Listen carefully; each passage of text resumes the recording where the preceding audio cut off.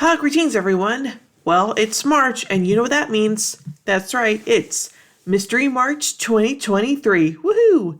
And I'm sorry if I didn't get around to this during the first of the month. I just completely spaced about that. So anyway, this month we're going to be looking at the fourth and final season of Veronica Mars. So let's begin with the season 4 premiere episode, Spring Break Forever. Spring break has officially begun in Neptune, parties and all. The episode starts off with Veronica working for a job for a very wealthy woman whose husband was harassing her. Veronica discovered that he had hid cameras and controls all over her house. She helped the woman get revenge on the obsessive husband. Veronica gets a check for $6,000 and gleefully goes to her dad's office to tell him about her payday. She then goes home to walk Pony and sees Logan's bag on the floor. She takes Pony to the beach to find Logan and sees him coming out of the ocean. A few girls check him out, and Veronica pretends not to know him as she hits on him.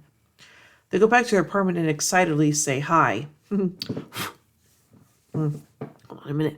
Okay, there we go. Sorry about that. I had a hair on my computer screen. Anyway, where was I? Oh, yeah.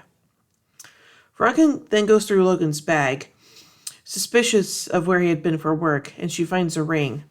Logan proposes and Veronica says no because she sees how marriage ends, always in disaster. Logan pretends to be unfazed by it. Aww. She leaves to go meet Keith at a town meeting where a group called NUTT, N-U-T-T, is trying to protest all of the spring break craziness that happens in Neptune now. A bar owner makes the case that spring break craziness gives her income for the whole year, and she doesn't want it to stop. During the day, there was a bombing at the Sea Sprite Hotel. 4 people were killed, including Tiny Carr, a student Gabriel, and a law school student named Jimmy, and the owner of the Sea Sprite Motel, Saul Ross. Several others were injured, including Penn Ebner, who got a piece of shrapnel in his back. Ugh. In Mexico, word gets out that the relative of the cartel leader, El Despiadado, sorry I mispronounced that, named Gabriel, was killed in the bombing. El Despiadado sends 2 of his men, Jody Mendoza and Alonso Lozano, to go figure out who did it. His orders are for them to bring back the head of the bomber. Danny Maloof, brother of one of the victims, hires Veronica and Keith to help solve the bombing case because he and his family don't trust the police. Veronica starts to look into it. Dun dun dun! So let's take a look at some production notes. Joe's Pizza makes an appearance. It's the first since the season 2 episode Canes and Abels from the show's original run. With the release of the first episode of season 4, this marks the first Veronica Mars episode to be released in over 12 years, falling into the 3rd season in May of 2007.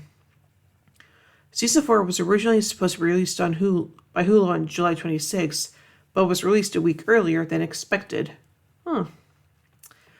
So overall, as a start to season 4, it really goes out with a bang, pun intended, so yeah. So overall, I give Spring Break Forever 3 marshmallows out of 5. Well, anyway, tune in tomorrow as we take a look at the next episode, Chino and the Man. So, until then, remember everyone, the game's afoot.